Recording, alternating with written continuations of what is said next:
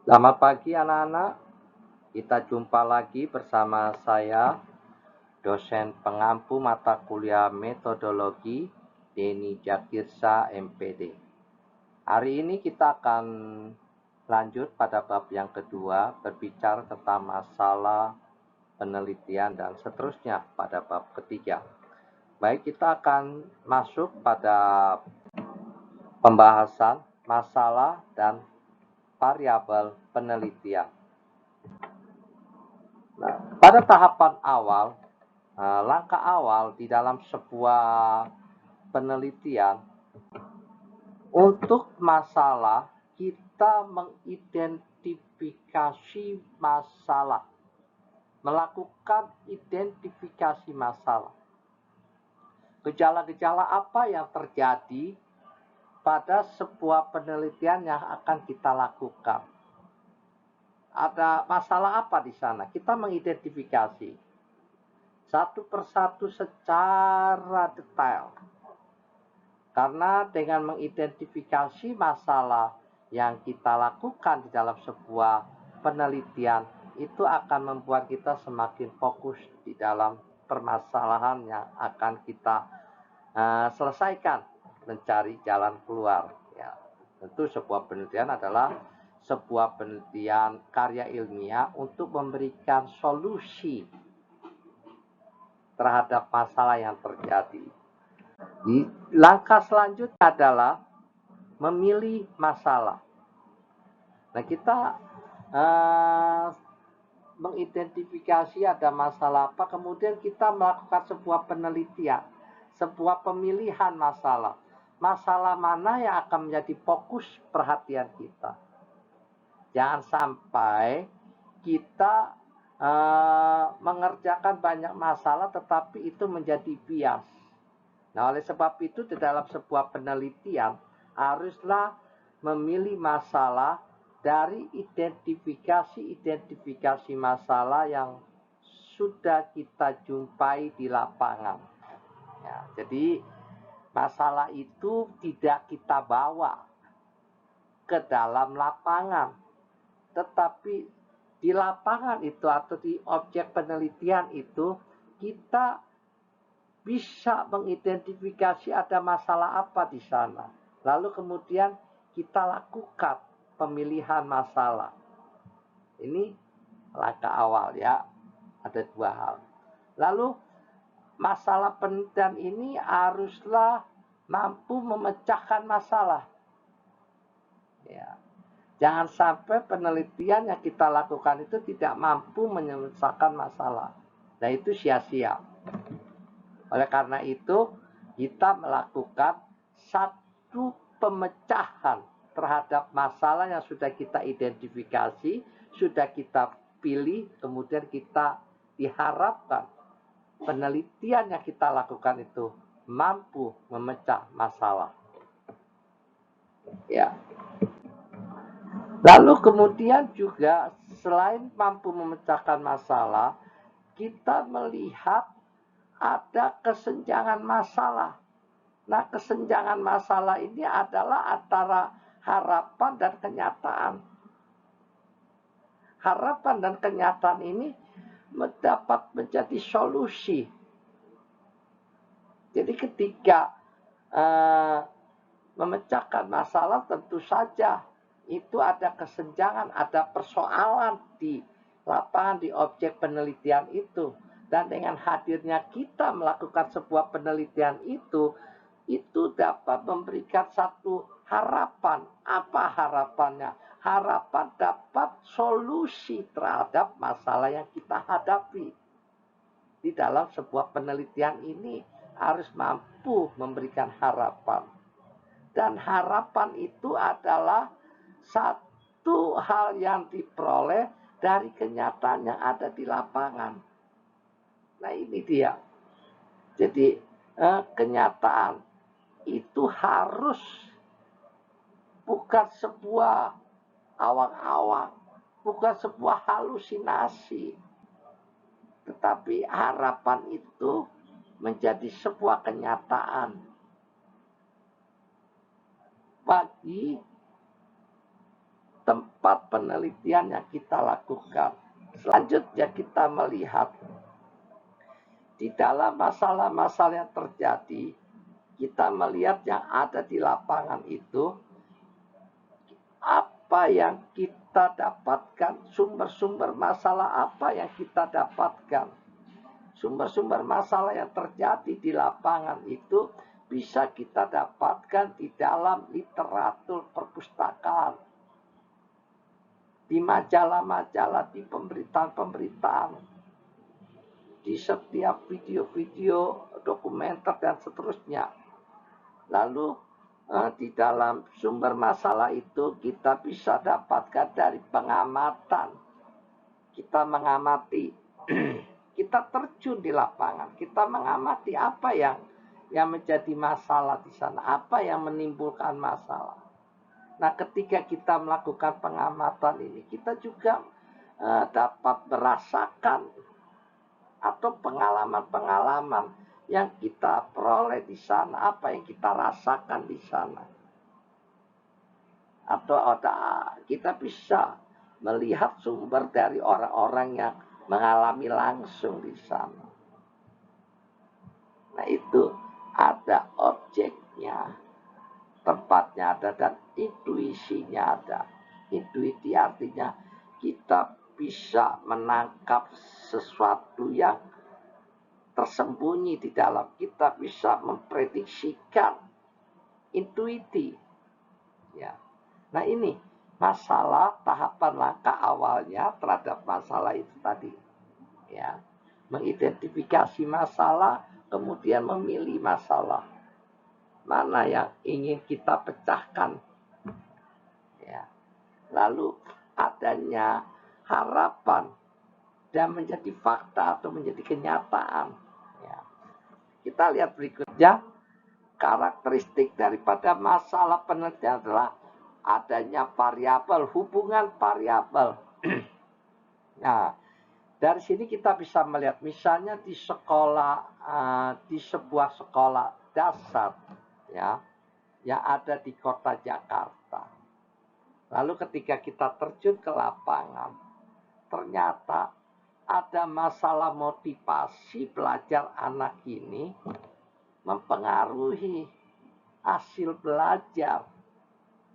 Nah, variabel yang kita jumpai itu ada banyak sekali. Lalu kita memilih masalah, ya, yaitu adanya motivasi, kemudian adanya hasil belajar. Nah, kita memilih, memilih, dan kita memecahkan masalah. Dan variabel inilah, variabel motivasi ini, kenapa motivasi ini menurun. Dan motivasi ini akan berpengaruh kepada hasil belajar. Nah, ini yang kita bisa lihat, ya. Jadi, apa variabelnya itu adalah motivasi. Lalu variabel berikutnya adalah hasil belajar. Nah, kedua variabel ini karakteristiknya harus bisa dilihat. Dan ini dihubungkan. Hubungannya apa antara motivasi dan hasil belajar itu? Ini satu contoh, ya. Dan kita bisa melihat masalahnya cukup jelas. Ya, masalahnya ada di motivasi. Masalahnya ada yang hasil belajarnya tidak maksimal. Nah, ini masalahnya jelas, ya. Bahwa ada masalah motivasi dan masalah hasil belajar. Nah, ini karakteristik ini yang harus kita temui di dalam masalah, dalam sebuah penelitian. Nah, kemudian kita melakukan uji empiris dengan variabel yang ada ini. Ketika motivasi belajar ini rendah, tentu akan menghasilkan sebuah hasil belajar yang sangat rendah. Nah, ini, ya, ini yang harus menjadi perhatian kita. Nah, ini yang menjadi fokus di dalam sebuah penelitian.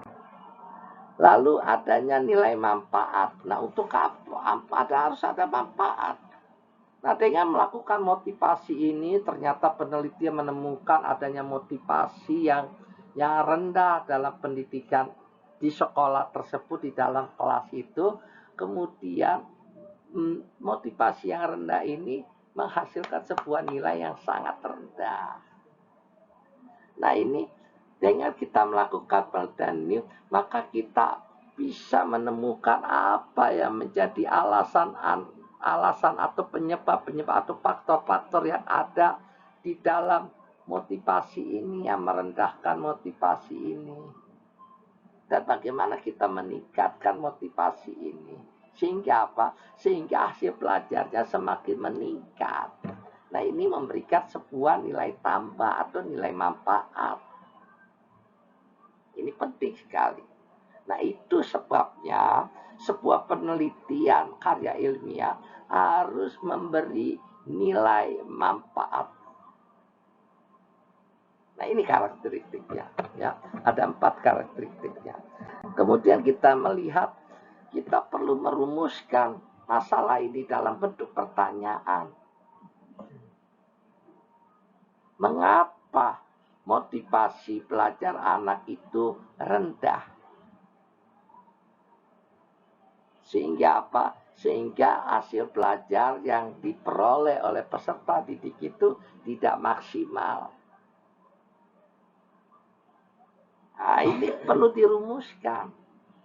Jadi masalah ini perlu dirumuskan. Jika misalnya, jika hasil belajar, jika motivasi anak ini tinggi, maka hasil belajarnya akan meningkat. Ini satu kasus ya, Bapak berikan hal ini. Ya. Lalu berikutnya kita akan melihat bahwa rumusan itu harus singkat, jelas, dan padat. Apa motivasi, apa hasil belajar, itu jelas sekali dan tidak bias. Ya, perhatikan itu rumusan. Lalu berikutnya ada implikasi solusi. Ya. Nah, kalau kita melihat ini, ya, kita lihat seperti di sini kan harus mampu memecahkan masalah. Nah, dan ini implikasi dari solusi. Ya. Selanjutnya kita melihat ya, kita akan melihat yang selanjutnya.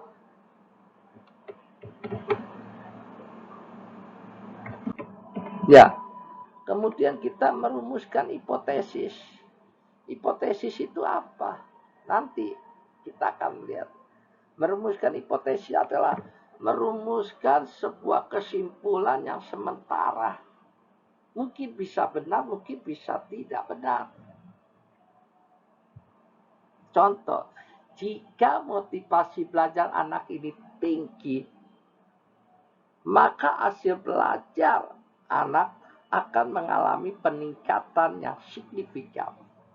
Nah, ini rumusan hipotesis ini harus ditentukan. Nah, itu sifatnya sementara.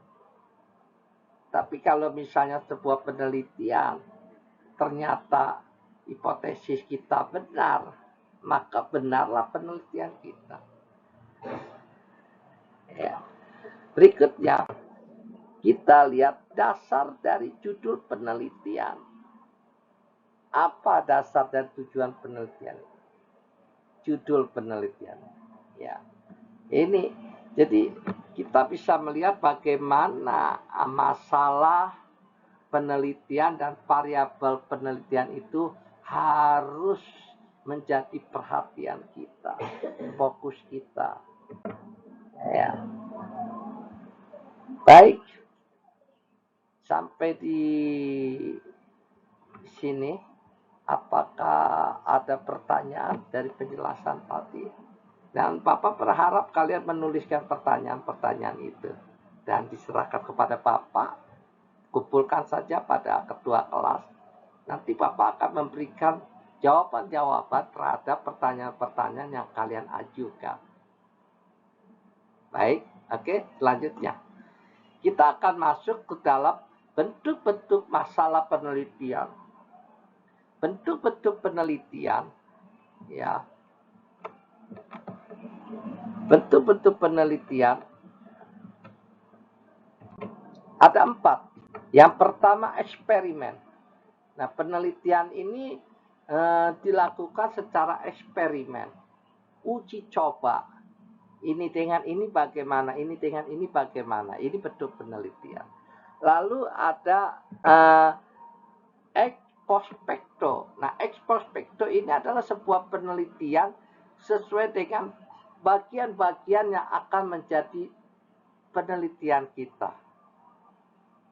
Selanjutnya, ada korelasi. Ini penelitian hubungan, ya, seperti tadi hubungan motivasi belajar dengan hasil belajar. Nah, ini korelasi hubungannya seperti apa. Selanjutnya ada deskriptif. Penelitian secara deskriptif ini, bentuk deskriptif ini adalah mendeskripsikan masalah yang terjadi. Apa yang menjadi bentuk penelitian ini dideskripsikan. Mengapa begini? Begini, terus penelitian. Mendeskripsikan, memberikan satu gambaran dalam sebuah penelitian. Nah, inilah 4 bentuk-bentuk masalah penelitian. Eksperimen, ex post facto, korelasi, dan deskriptif. Ya, baik. Pada bab 2 tadi kita sudah melihat bagaimana penjelasannya sudah kalian dengar, ya, dari pemaparan yang Bapak sampaikan. Dan kita akan masuk pada bagian bab ketiga. Namun sebelum masuk pada bagian bab ketiga ini, saya berharap kalian menulis, mengamati, lalu melihat ada istilah-istilah yang ada dalam penjelasan tadi di bab 2, kemudian kalian mencari tahu istilah-istilah tersebut seperti eksperimen apa, ex post facto apa, dan seterusnya. Lalu ada hal-hal yang lain. Nah, baik, kita akan lihat pada bab yang ketiga ini untuk sebuah kajian teori dan hipotesis. Nah, peneliti. Di dalam penelitian ini, untuk sebuah kajian teori dan hipotesis, ya, kita sebagai peneliti maka haruslah menetapkan variabel.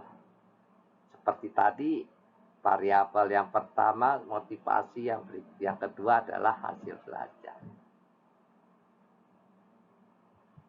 Variabel bebas dan variabel terikat. Seorang peneliti seperti penjelasan yang tadi, dia harus menetapkan variabel. Setelah dia menetapkan variabel, maka dia mengembangkan sebuah kajian teori. Nah, kajian teori dikembangkan dengan teori-teori yang ada, teori motivasi oleh pemerhati ini. Oleh peneliti ini mengatakan bla bla bla bla. Peneliti B mengatakan bla bla bla bla. Dan teori-teori yang sudah dikumpulkan ini kemudian dikaji untuk menimbulkan satu teori yang mampu mempertajam sebuah penelitian dari kajian-kajian yang dikerjakan oleh seorang peneliti. Setelah mengembangkan kajian penelitian, maka pada variabel ini haruslah variabel yang relevan. Relevan itu apa? Yang terkini. Kemudian disusun secara teratur dan rapi, ya, variabel ini. Kemudian juga bagaimana sih, apa yang digunakan di dalam penyusunan ini. Nah, ketika kita menyusun, itu akan membentuk sebuah kerangka di dalam pikiran kita. Nah, kerangka pikir kita ini dituangkan di dalam sebuah penelitian. Kenapa? Dibuatnya variabel disusun secara teratur dan rapi ini akan mampu membuat kita terbayang satu kerangka berpikir kita seperti apa. Nah, kerangka berpikir kita ini adalah alur pemikiran kita. Ya. Fungsi daripada kerangka berpikirnya adalah untuk alur pemikiran. Jadi kita nggak bisa melenceng, tidak bisa melenceng dari apa yang sedang kita kerjakan di dalam sebuah penelitian tersebut. Kemudian fungsi yang berikutnya adalah mampu memberikan penjelasan hubungan antara variabel bebas dan variabel terikat. Nah, jadi penting ya, sangat penting sekali kerangka berpikir itu. Nah, kerangka berpikir itu memang harus diaplikasikan di dalam bentuk tulisan atau uraian-uraian atau diagram-diagram tertentu.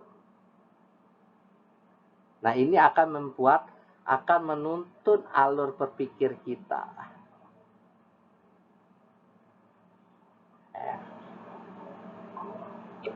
Jadi seperti itu. Berikutnya di dalam hubungan variabel tersebut, maka perlu hipotesis. Ya, setelah kerangka berpikir, lalu hipotesis. Nah, kita akan melihat hipotesis itu etimologi dari hypo yang artinya lemah. Hypo artinya lemah, kemudian tesis artinya pernyataan. Jadi pernyataannya lemah atau kesimpulan sementara. Nah, itu hipotesis.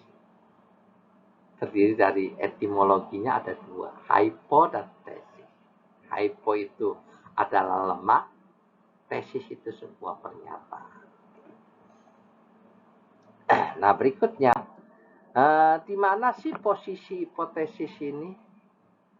Ya, posisi hipotesis ini ada pada hipotesis penelitian dan hipotesis statistik.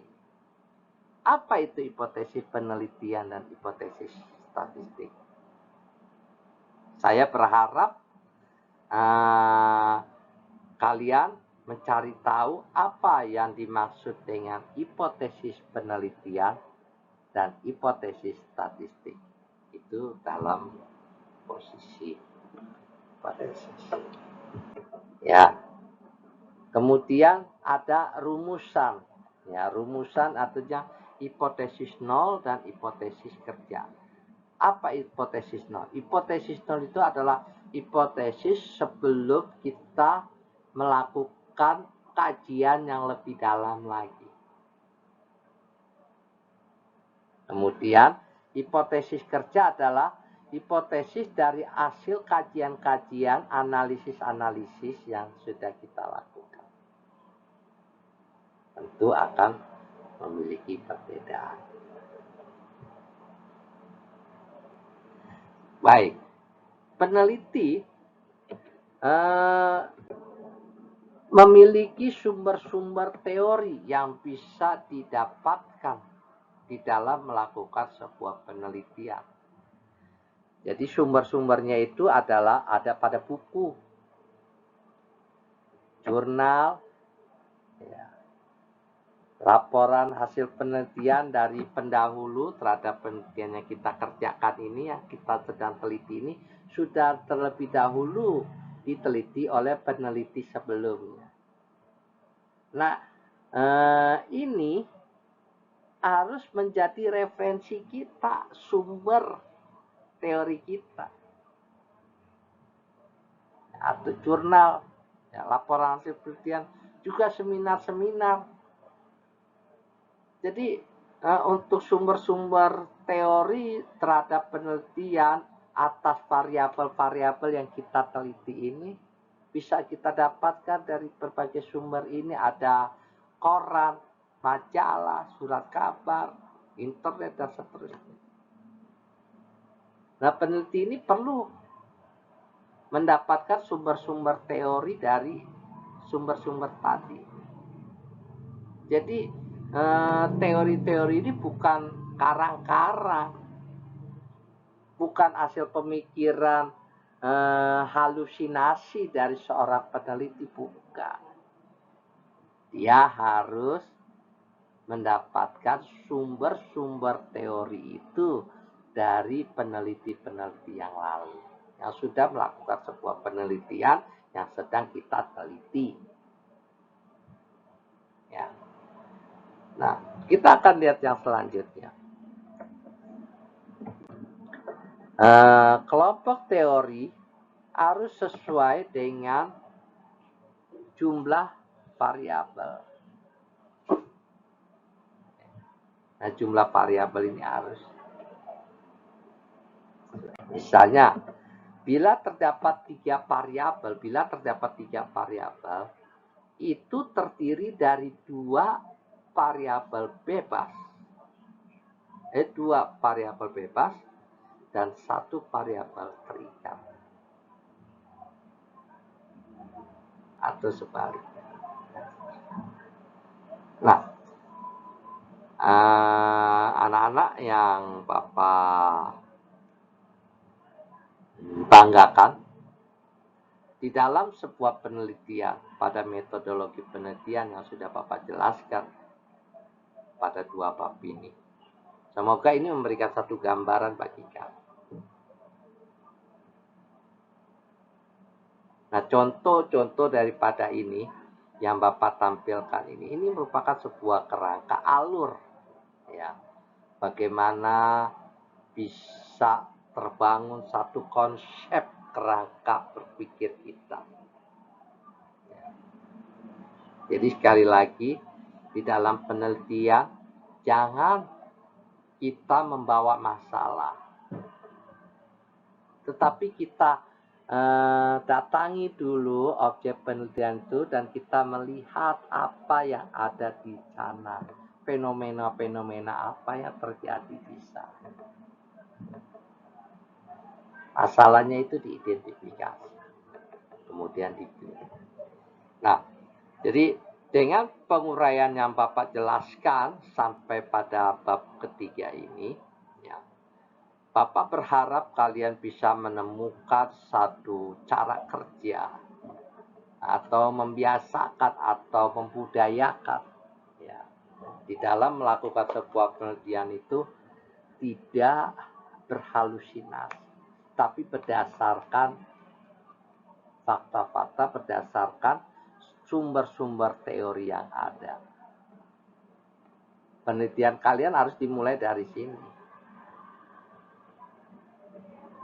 Nah, ketika kalian membaca ini, maka ada ketertarikan kalian di dalam melakukan sebuah penelitian. Nah, baik, sampai di sini Bapak menyampaikan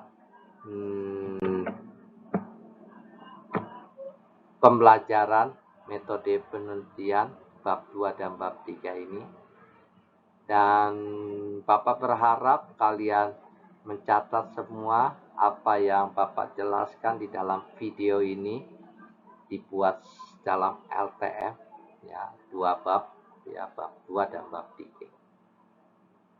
Dan semoga kalian dapat memahami apa yang sudah Bapak sampaikan dan kalian terus menggali segala sesuatu yang dapat kalian jumpai di dalam pembelajaran kali ini. Nah, akhirnya terima kasih buat perhatiannya, dan jangan lupa untuk kalian menyetor laporan tugas mandiri itu, ya, kepada Bapak dan diserahkan kepada pengurus kelas agar pengurus kelas menyerahkan itu kepada Bapak. Terima kasih. Tuhan Yesus Kristus memberkati dan sampai ketemu lagi pada bab yang berikutnya.